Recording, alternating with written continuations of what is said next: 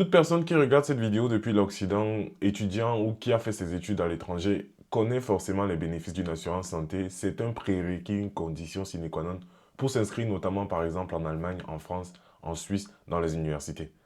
Et comme dit dans plusieurs pays de l'Occident. Mais au Cameroun, c'est quelque chose d'inédit.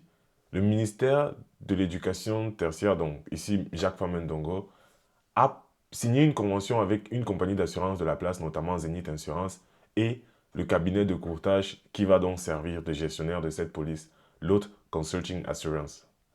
C'est une innovation, c'est du jamais vu au Cameroun. 11 universités d'État, donc universités publiques, sont désormais couvertes. Il faut savoir qu'en termes de chiffres, au Cameroun, en 2023, on parlait de 750 000 étudiants immatriculés. Bon, on connaît déjà notre faiblesse à compter et à faire des recensements précis, ça c'est la vérité. Donc je peux imaginer que c'est plus que ça sur le territoire national. Mais imaginez-vous que déjà dans les 11 établissements publics, des jeunes ont désormais la possibilité de bénéficier d'une assurance santé. Maintenant, comment faire pour éviter que ça soit encore des histoires à la 500 gigas ou 300 gigas?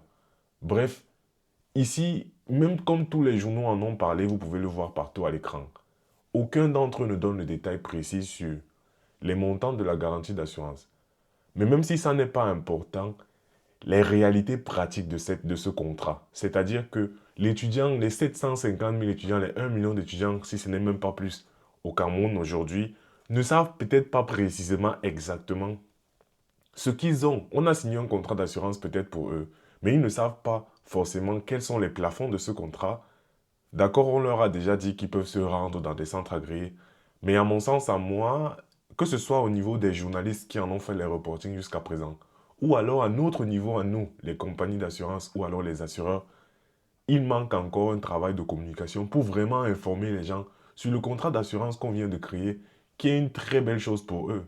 Mais à quoi bon faire quelque chose ou alors signer des contrats, vendre des assurances si les gens ne savent pas?